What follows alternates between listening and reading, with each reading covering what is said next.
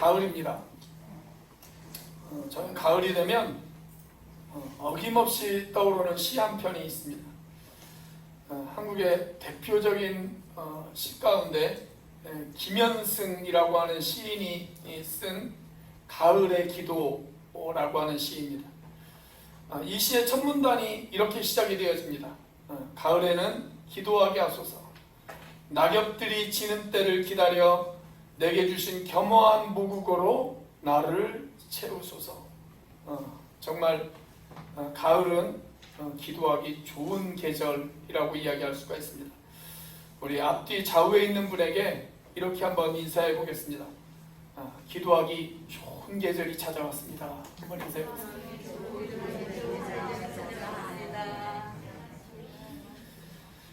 하나님의 백성들이 하나님께 드릴 수 있는 여러 가지 기도의 유형 중에 가장 아름답고 가장 순결하고 가장 고상한 기도가 있다면 중보기도다라고 그렇게 이야기할 수가 있습니다.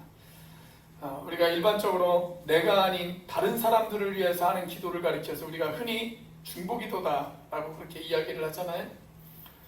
내가 나를 위해서 하는 기도는 어느 정도 내 욕심이 들어갈 수가 있어요. 그런데 내가 나를 위해서 기도하지 않고 다른 사람들을 위해서 하는 기도, 그것은 가장 고상한 그런 기도라고 이야기할 수가 있습니다. 어떤 교회에서 청년들이 기도 모임을 가졌다고 그래요. 청년의 담당 전도사님이 말씀하시기를 그동안 우리들의 기도는 너무나도 나 자신만을 위한 이기적인 기도였습니다. 그래서 오늘은 나 자신을 위해서 기도하지 않고 우리가 다른 사람들을 위해서 기도하는 그런 중보 기도를 했으면 좋겠습니다. 예를 들어서 부모님들을 위해서도 기도하시고, 그리고 나라의 지도자들을 위해서도 기도하시고, 그리고 청년의 다른 지체들을 위해서도 여러분들께서 기도해 주시기 바랍니다. 이렇게 말씀을 하신 후에 기도회가 시작이 되어졌습니다. 거기에 모여있는 사람들이 다 같이 처음에는 함께 통성으로 기도를 한 다음에 이제는 한 사람씩 돌아가면서 기도하는 순서를 가졌다고 그래요. 그런데 어떤 자매님 차례가 되었을 때 이 자매님이 이렇게 기도를 하더랍니다. 하나님, 그동안 저는 너무 저 자신만을 위한 이기적인 기도를 드렸습니다. 하나님, 저를 용서해 주옵소서. 오늘은 제가 저희 부모님들을 위해서 기도하려고 합니다.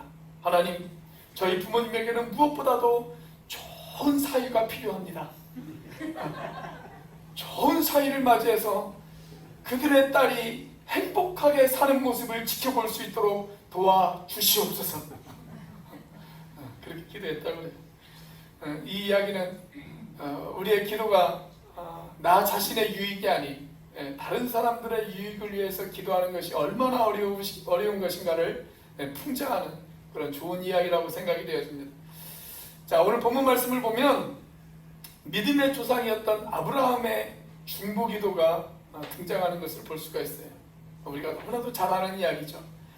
자기의 이웃마을이었던, 그리고 자기의 조카였던 롯이 살고 있었던 그 소돔과 고모라 사람들을 위해서 기도하고 있는 그런 아브라함의 모습을 우리가 살펴볼 수가 있습니다.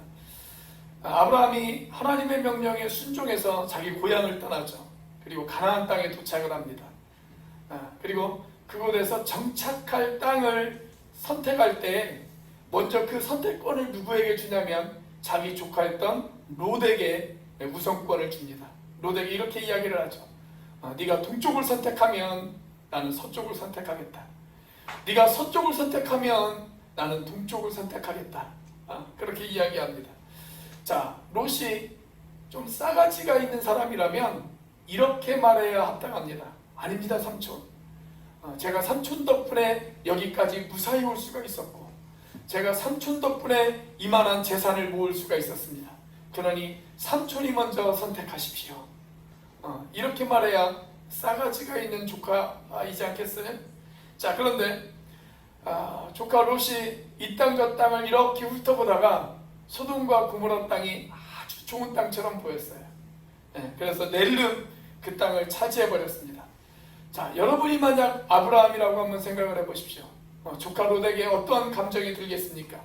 조카 롯에게 섭섭한 마음이 들지 않겠어요? 아마 저 같으면 섭섭한 차원이 아니라 괘씸한 마음도 들 것 같아요. 자, 그런데도 이 아브라함에게 있어서 조카 롯은 포기할 수 없는 가족이었어요. 여전히 사랑할 수밖에 없는 자기 조카였습니다. 그래서 롯이 살고 있었던 그 소돔과 고모라 땅에 하나님의 심판이 피할 수밖에 없다라고 하는 이야기를 들었을 때 아브라함은 가만히 앉아 있을 수가 없었습니다. 그리고 너무나도 절박한 마음으로 하나님 앞에 기도합니다. 하나님, 제가 이대로 물러설 수 없습니다. 하나님, 제가 이대로 가만히 있을 수 없습니다. 제발 저 땅을 하나님 용서해 주십시오. 그 땅의 사람들을 하나님 불쌍히 여겨 주십시오. 이런 각오로 아브라함이 엎드려 중보 기도를 하는 내용이 오늘 본문에 있는 말씀입니다. 자, 오늘 본문이 이렇게 시작하죠. 22절 말씀 같이 한번 읽어보겠습니다. 시작. 그 사람들이 거기서 떠나 소돔으로 향하여 가고 아브라함은 여호와 앞에 그대로 섰더니. 자, 지금 우리는 여전히 힘들고 어려운 시기를 지나고 있습니다. 비록 거리두기가 3단계로 좀 완화되어지기는 했지만 그래도 여전히 하루 평균 확진자가 2,000명이 넘는 그런 상태에 우리가 지금 있습니다. 어제는 사상 최초로 최고치를 찍었죠. 3,000명이 넘는 그런 확진자가 나왔습니다. 하루에 1,000여 곳의 가게가 폐업을 하고 있고 많은 사람들이 경제적으로 어려움을 당하고 있습니다. 22년 동안 호프집을 운영했던 한 사장님은 자신의 원룸 보증금을 빼서 직원들의 월급을 준 다음에 스스로 목숨을 끊는 그런 일도 최근에 벌어졌습니다. 여러분, 바로 지금이 우리들의 이웃들을 위해서, 이 나라와 이 민족을 위해서, 우리의 지체들을 위해서 기도해야 되지 않을까요? 바로 그런 시기가 아닐까요? 오늘 본문을 보시면 아브라함은 이런 이웃들의 고통을 끌어안고 하나님 앞에 중보하며 기도하기 시작합니다. 오늘 우리는 이 아브라함에게 기도를 배워야 할 때입니다. 이 절박한 시기에 우리는 어떻게 그리고 무엇을 위해 기도해야 할까요? 첫째, 겸손한 자세로 기도해야 합니다. 겸손한 자세로 기도해야 합니다. 자, 오늘 본문의 27절입니다. 같이 한번 읽어보겠습니다. 시작. 아브라함이 대답하여 이르되 나는 티끌이나 재와 같사오나 감히 주께 아뢰나이다. 저는 이 말씀이 우리가 어떤 자세로 기도해야 되는지를 가장 잘 보여주는 그런 말씀이라고 생각되어집니다. 여러분, 정말 좋은 기도는 어떤 기도냐면 내가 하나님 앞에서 어떤 존재인가를 깨달아가면서 기도하는 기도가 정말 좋은 기도예요. 내가 하나님 앞에 어떤 존재인가. 어떤 중학생이 머리가 좀 커졌어요. 그래서 철학적인 고민을 하기 시작을 했어요. 나는 누구인가? 이런 고민이 생겨났습니다. 하루는 선생님에게 질문을 던졌다고 그래요. 선생님, 저는 누구입니까? 이런 심각한 질문에는 좀 심각하게 대답을 해주셔야 되는데 선생님이 이렇게 대답을 했다고 해요. 야 이놈아, 그것도 모르냐? 너는 학생이고 나는 선생이야. 그렇게 대답을 했다고 해요. 그럼 나는 누구입니까? 전능하신 하나님 앞에 나는 과연 어떤 존재입니까? 오늘 본문에서 아브라함은 이렇게 이야기합니다. 나는 티끌이나 재와 같사오니. 이렇게 이야기합니다. 하나님, 저는 티끌이나 재와 같습니다. 이 티끌이라고 하는 말이 히브리어 원문을 보시면 아파르라고 하는 단어를 사용했어요. 아파르. 이 단어의 뜻은 어떤 뜻을 가지고 있냐면 먼지라고 하는 뜻을 가지고 있습니다. 여기에 나오는 이 재도 먼지를 의미합니다. 자, 그러니까 아브라함이 지금 하나님 앞에 이렇게 고백하는 거예요. 하나님, 저는 먼지와도 같은 존재입니다. 먼지와 같은 존재입니다. 그렇게 이야기하는 겁니다. 여러분, 우리가 세상을 살아가면서 폼 잡고 무게 잡고 그렇게 살아가지만 결국 우리는 먼지에 불과한 인생들입니다. 여러분, 저와 여러분들의 원재료가 먼지라는 사실 알고 계십니까? 하나님께서 우리를 흙으로 창조하셨죠. 그런데 그 흙이라고 하는 단어와 오늘 본문 속에 등장하는 이 티끌이라고 하는 단어가 같은 단어예요. 같은 아파르라고 하는 단어를 사용했어요. 그러니까 저와 여러분들은 먼지 같은 사람들이에요. 우리는 먼지에서 왔고 어느 날 먼지로 돌아갈 그런 인생들입니다. 지금은 우리가 품잡고 살아가고 있지만 우리는 다 먼지가 될 운명들이에요. 우리가 이 사실을 인식하고 살아간다면 우리가 주님 앞에 겸손해질 수밖에 없지 않겠어요? 이런 겸손한 마음이 바로 기도를 출발할 수 있는 자세다라고 그렇게 이야기할 수가 있어요. 흙에서 만들어진 나, 하나님이 생기를 불어넣으셔서 이 땅 가운데서 짤막한 인생을 살아가는 나, 나에게 생명을 주신 그분을 의존하지 않고는 살아갈 수 없다는 그런 마음을 우리가 가지고 있다면 여러분, 우리가 어떻게 날마다 주님을 의지하지 않을 수가 있겠습니까?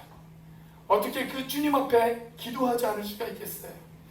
주님이 나를 도우시지 않는다면, 주님이 나를 붙잡아 주시지 않는다면 나는 지금이라도 흙으로 돌아갈 수밖에 없는 그런 인생입니다.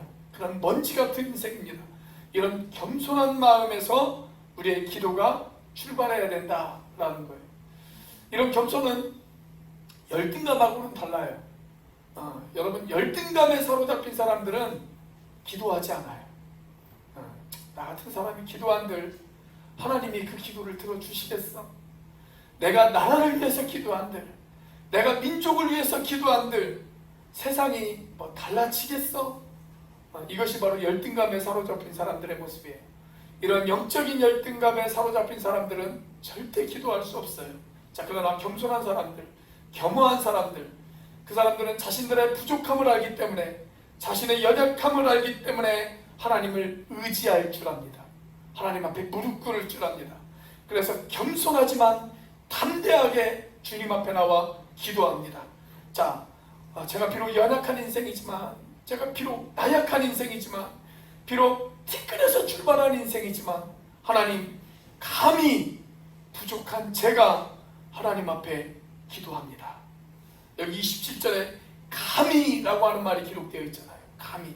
자, 31절 말씀을 보면 감히라고 하는 말이 한 번 더 등장을 해요. 아브라함이 또 이르되 내가 감히 내 주께 아뢰나이다. 겸손하지만 담대하게 하나님 앞에 나와 기도하고 있는 아브라함의 모습을 볼 수가 있습니다. 여러분, 이것이 바로 기도자의 자세예요.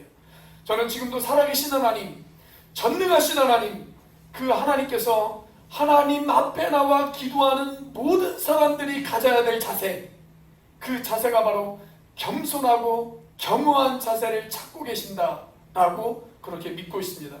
여러분, 겸손하게 주님 앞에 나오십시오. 그러나 담대하게 기도의 자리로 나오시기를 바랍니다. 티끌과 같은 나라도 감히 주님 앞에 기도합니다. 이렇게 겸손하지만 담대하게 기도의 자리로 나오시는 저와 여러분들이 되시기를 주님의 이름으로 축원합니다.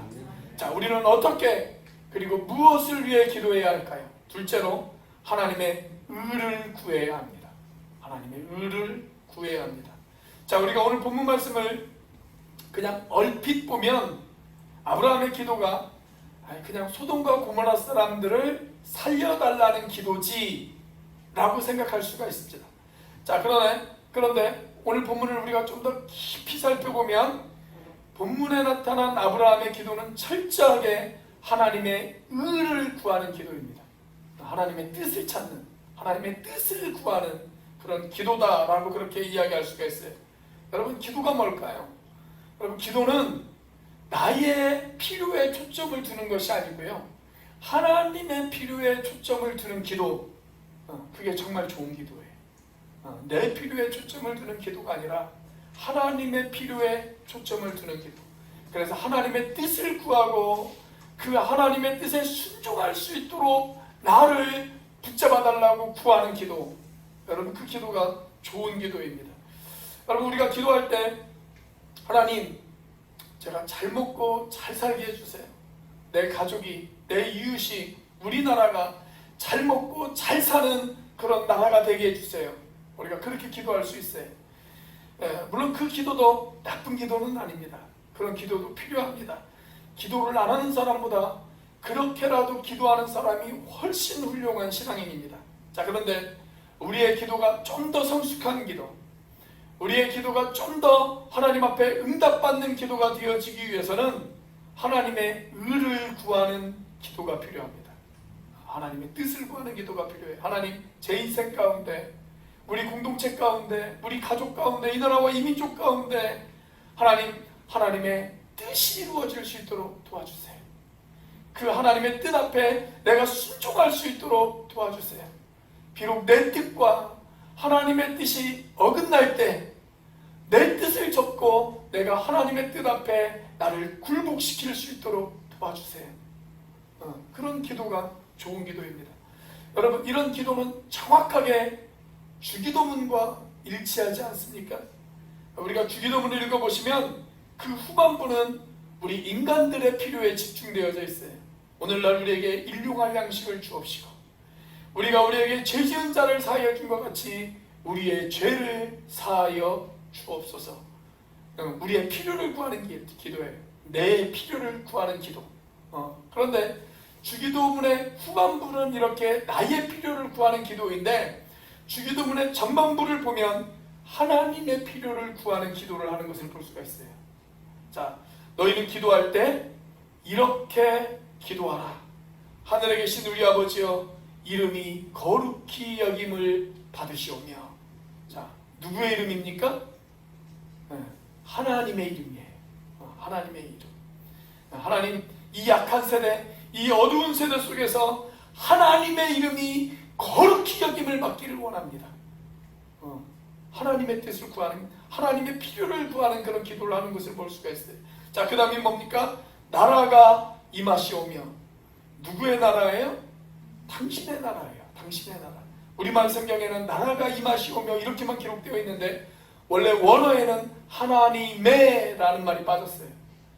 그래서 우리가 원어대로 읽으면 하나님의 나라가 임하시오며 이런 말입니다.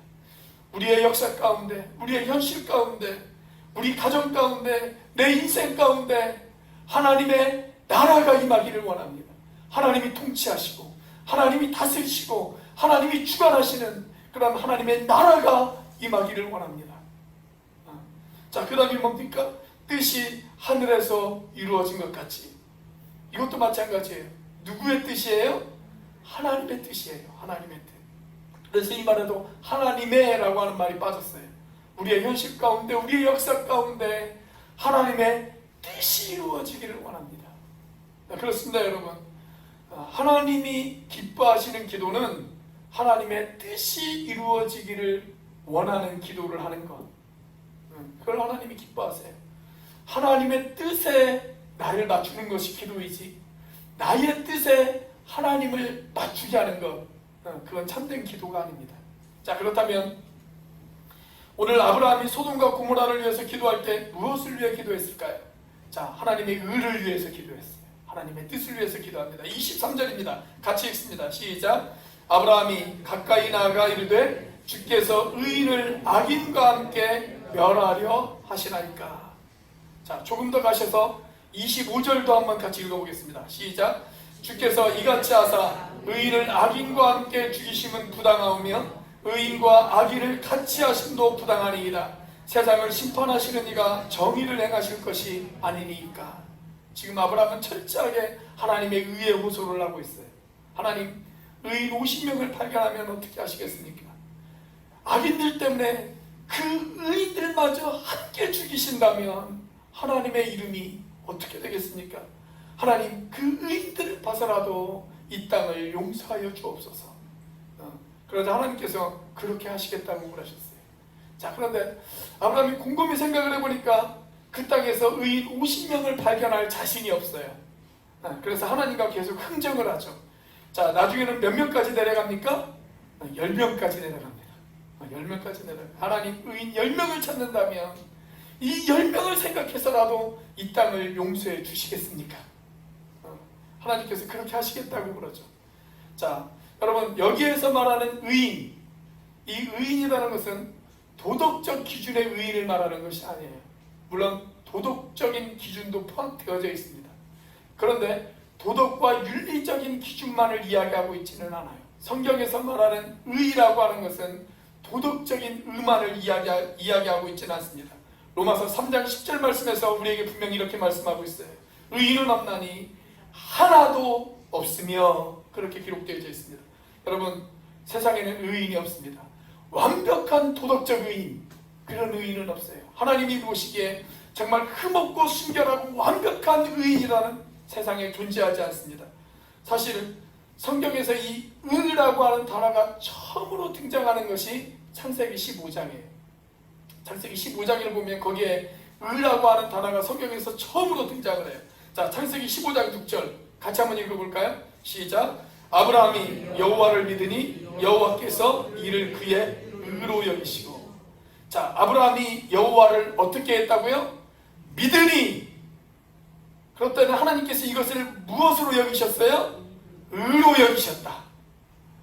아브라함이 하나님을 믿어서 그 믿음이 하나님 보시기에 의로웠다라는 거예요. 의로웠다. 여기에 의라고 하는 단어가 처음으로 등장해요. 그러니까 아브라함이 하나님을 믿은 것, 그것이 의예요. 그것이 의.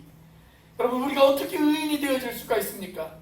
도덕적이고 윤리적으로 깨끗하게 산다고 해서 우리가 의인이 되어지는 것이 아니에요. 하나님을 믿고 그 하나님의 뜻대로 살아가려고 노력하는 것, 그것이 하나님께서 의인으로 인정해 주시는 기준이다 라는 것입니다. 그런데 불행하게도 소돔과 고모라 땅에는 이런 의인 10명이 없었어요. 이런 의인 10명이 없었어요. 여러분, 오늘날 우리가 살아가는 이 땅에는 이런 의인이 과연 얼마나 존재할까요? 오늘 우리들의 공동체에는 이런 의인이 과연 몇 명이나 존재할까요? 경영학에서 사용하는 용어 가운데 80대 20 법칙이라는 것이 있어요. 80%의 사람들을 20%의 사람들이 먹여 살린다라는 이야기입니다. 80%의 사람들을 20%의 사람들이 먹여 살린다. 실제로 일본의 어느 학자가 개미들을 연구했다고 합니다. 개미라고 하는 동물은 근면과 성실의 대명사잖아요. 아주 근면하고 성실한 그런 동물로 잘 알려진 것이 이 개미라는 동물 아닙니까? 근데 이 학자가 이 개미를 연구해 보니까 아주 재미있는 사실을 하나 발견을 했대요. 실제로 개미들이 사는 사회에서 80%의 개미는 거의 놀고 먹는답니다. 정말 열심히 일하는 개미는 20%의 개미들이래요. 20%의 개미들만 죽으라고 일을 하고 80%의 개미들은 대충 농땡이도 치고 설렁설렁 일하고 그런답니다. 자, 그래서 이 학자가 다시 열심히 일하는 20%의 개미들만 다 골라냈어요. 그리고 그 열심히 일하는 20%의 개미들만 따로 한 수조에다가 집어넣었습니다. 함에다가 집어넣었어요. 어떻게 되어졌을까요? 분명히 열심히 일하는 개미들이었거든요. 그런데 그 열심히 일하는 개미들 가운데에서도 80%의 개미들은 다시 놀고 먹는다고 그래요. 다시 열심히 일하는 개미들은 20%의 개미들만 열심히 일한다고 그래요. 제가 그 이야기를 들으면서 이런 생각을 했어요. 여러분, 오늘날 우리나라 안에 그리스도인들의 인구 비율이 몇 퍼센트나 될까요? 약 20%입니다. 약 20%. 만약 이 땅 인구의 20%를 차지하는 우리 그리스도인들이 정말 그리스도인답게 살아간다면, 그들이 정말 하나님의 백성답게 살아간다면, 그들이 이 땅에서 빛과 소금의 역할을 잘 감당하면서 그렇게 살아간다면, 여러분, 우리의 사회는 얼마나 달라질 수 있겠습니까? 아니, 그 20%의 그리스도인이 아니라 그 그리스도인 중에서 다시 20%, 그러니까 200만 명의 사람들만이라도 이 땅 가운데에서 최선을 다해 아름답게 살아간다면, 그들의 삶의 원리와 삶의 방식을 성경에 맞추어서 그렇게 살아간다면 우리의 사회는 얼마나 달라질 수 있을까요? 우리가 보통 교회에서, 어떤 교회든 새벽 예배를 드리는 숫자를 최대로 잡았을 때 그 교회 20%로 잡습니다.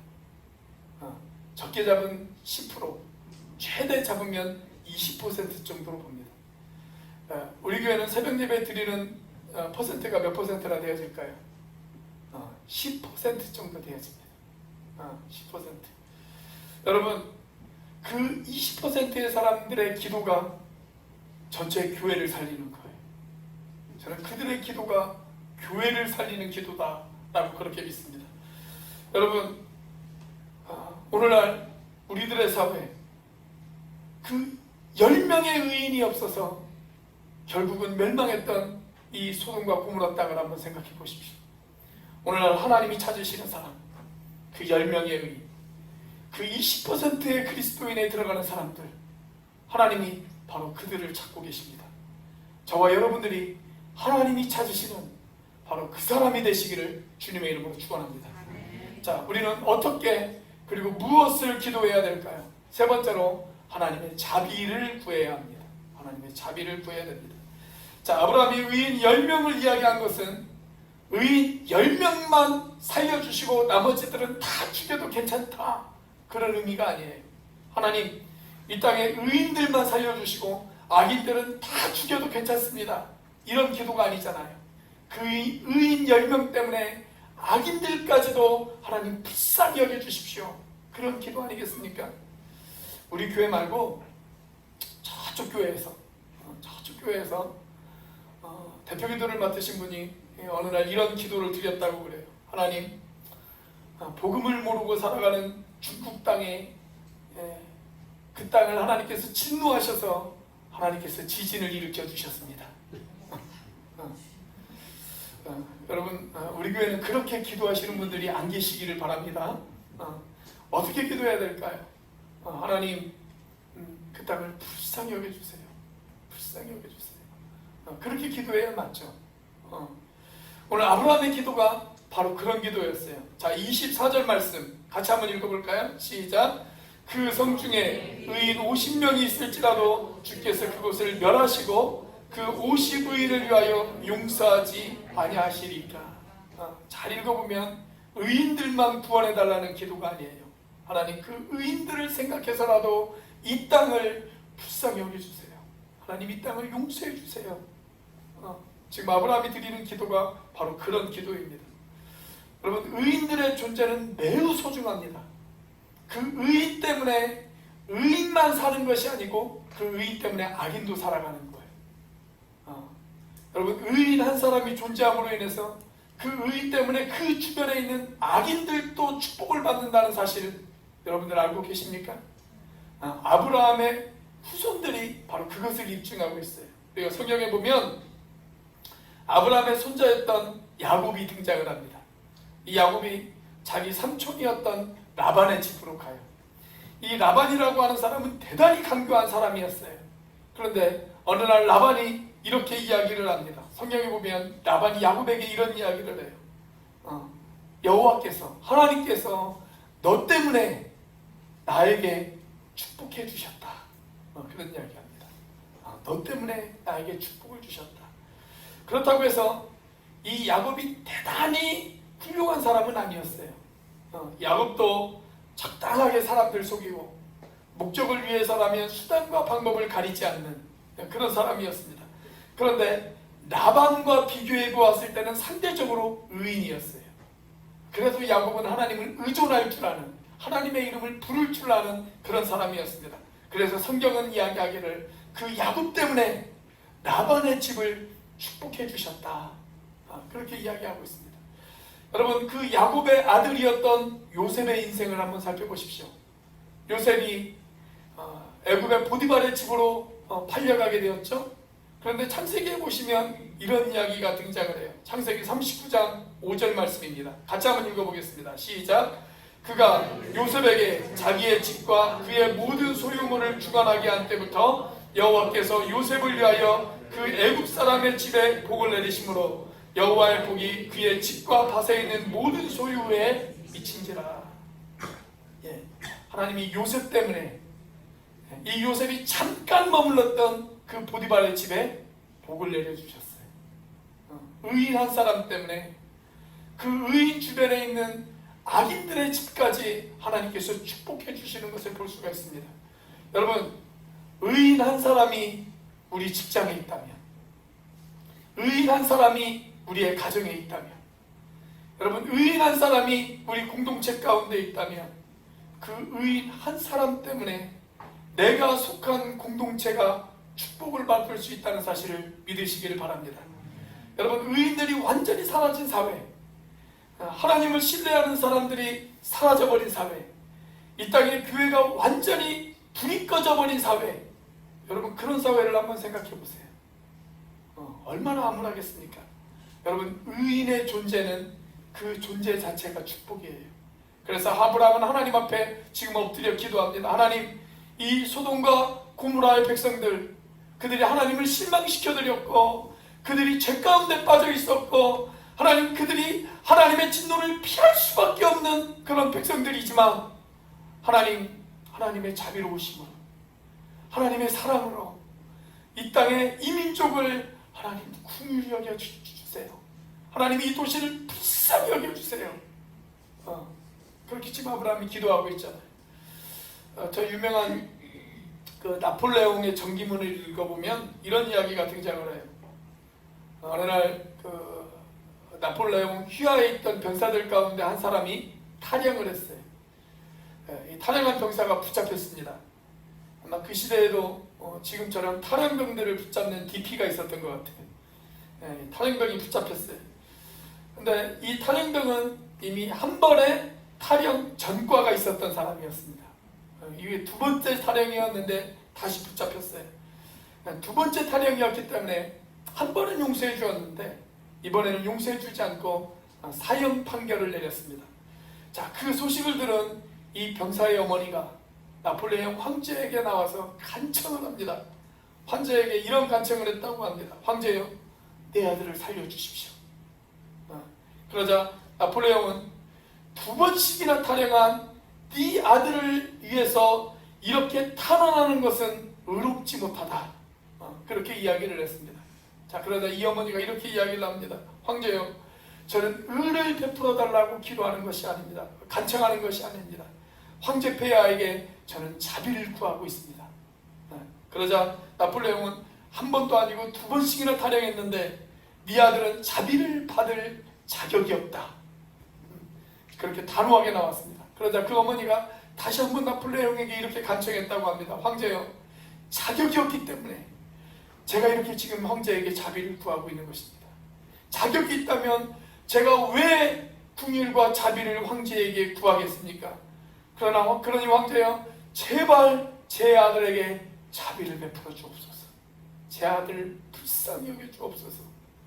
그렇게 이야기했다고 그래요. 사랑하시는 여러분, 우리가 주님 앞에 나와서 구해야 될 것, 그것이 바로 하나님의 자비가 아닐까요?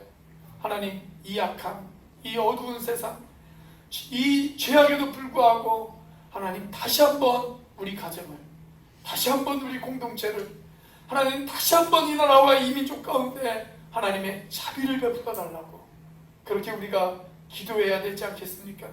이런 기도가 얼마나 필요한 요즘입니까? 그래서 우리가 기도해야 할 때입니다. 자, 그렇다면 이 아브라함의 기도는 어떤 결과를 가져왔을까요? 안타깝게도 아브라함의 기도는 부분적으로만 응답을 받았어요. 그 땅에 의인 10명이 없었습니다. 그래서 소돔과 고모라 땅은 하나님의 심판을 피할 수 없게 되어졌습니다. 다 멸망받았어요. 근데 모든 사람들이 다 멸망받은 것은 아닙니다. 이 심판의 한가운데에서도 아브라함의 조카였던 롯의 가족들은 구원함을 받을 수가 있었습니다. 자, 그게 누구 때문이었을까요? 자, 19장 29절 같이 한번 읽어보겠습니다. 시작. 하나님이 그 지역의 성을 멸하실 때 그 롯이 거주하는 성을 엎으실 때에 하나님이 아브라함을 생각하사 롯을 그 엎으시는 중에서 내보내셨더라.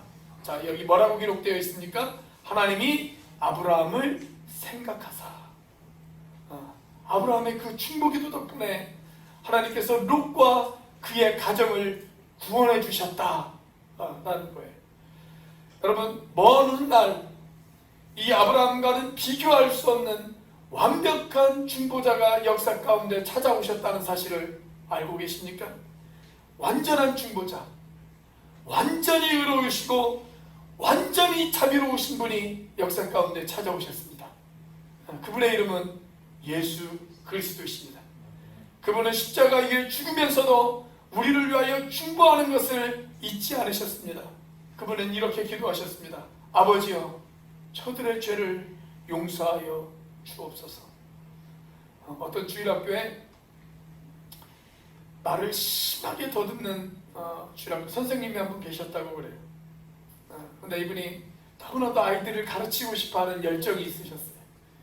그래서 주일학교 선생님의 자원을 했어요. 어느 날 자기가 가르치는 학생 하나가 이 선생님에게 이렇게 묻습니다. 선생님, 하나님은 우리를 얼마만큼 사랑하시나요? 설명을 하려고 하는데 말이 쉽게 나오지는 않아요. 그래서 이분이 짧은 단어와 몸짓으로 이렇게 설명을 했다고 합니다. 이만큼. 그리고 선생님이 이렇게 이야기합니다. 십자가만큼. 그렇습니다, 여러분. 하나님은 우리를 이만큼 사랑하셨습니다. 십자가만큼 사랑하셨습니다. 당신의 외아들을 기꺼이 내어주셨습니다. 그 주님의 이름을 믿는 자, 그 주님의 이름을 부르는 자, 그 주님의 이름을 믿고 그 주님의 이름 앞에 기도하는 자, 하나님께서 그 기도를 들어주시겠다고 우리에게 말씀해 주셨습니다. 그 용서받은 간격, 그 용서받은 은총 때문에 오늘도 그 이름 앞에 나와 기도하는 사람들, 하나님께서는 그 사람들을 찾고 계십니다. 하나님, 이 민족을 용서해 주옵소서. 하나님, 우리 가정을 붙잡아 주시옵소서. 하나님, 우리 공동체를 지켜 주시옵소서. 하나님, 이 땅 가운데 하나님의 긍휼을 베풀어 주시옵소서. 바로 지금 이렇게 기도하는 사람들이 필요하지 않겠습니까? 그러기 위해서 저와 여러분들의 기도는 멈추어서는 안 됩니다. 우리 앞뒤 좌우에 있는 분들을 바라보시면서 다시 한번 이렇게 인사해 보도록 하겠습니다. 기도를 멈추지 마십시오. 기도하시겠습니다.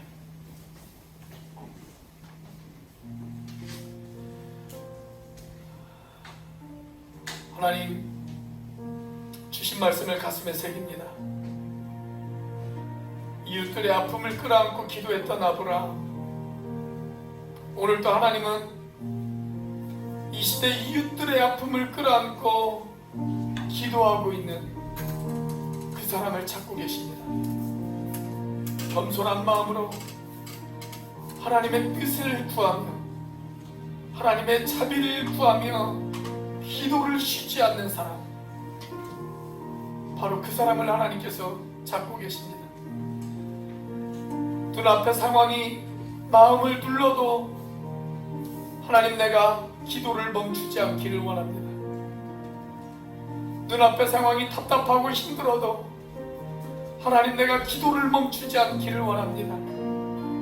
모든 상황을 역전시키시는 하나님, 그 하나님을 구하며 그 하나님을 믿으며 내가 다시 기도의 자리로 나올 수 있도록 하나님, 나를 붙잡아 주시옵소서. 우리 이렇게 한 목소리로 하나님 앞에 기도하도록 하겠습니다. 같이 기도합니다. 할렐루야. 살아계심에 역사하시는 주님 감사합니다. 아버지 하나님, 이 시간 아버지 하나님 기도의 자리로 나올 수 있는 우리가 되어지게 하여 주시옵소서. 아버지 하나님, 우리가 기도를 멈추지 않는 우리가 되어지기를 원합니다. 하나님, 이웃들의 아픔을 끌어안고 기도했던 그 아브라함처럼 하나님, 나도 내 이웃들의 아픔을 끌어안고 내 가족들의 아픔을 끌어안고 하나님, 내 지체들의 아픔을 끌어안고 이 나라와 이 민족을 끌어안고 하나님, 내가 다시 기도의 자리로 나올 수 있는 그런 인생이 되어지게 하여 주시옵소서. 하나님, 우리를 역전시키시는 하나님, 하나님, 그 하나님을 바라보며 내가 부어주는 그러한 인생이 되어줄 수 있도록 하나님 도와주시옵소서. 역사하여 주시옵소서. 기도를 멈추지 마라.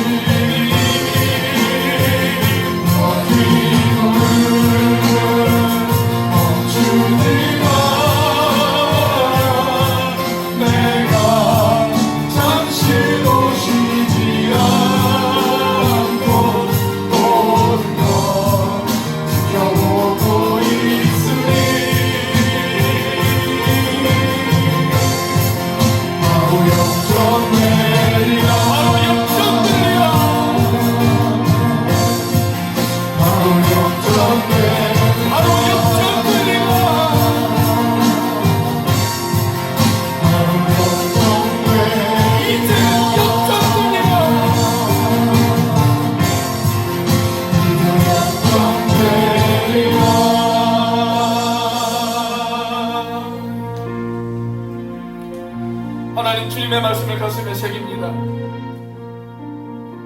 20%의 개미가 80%의 개미를 먹여 살립니다. 20%의 기도하는 사람이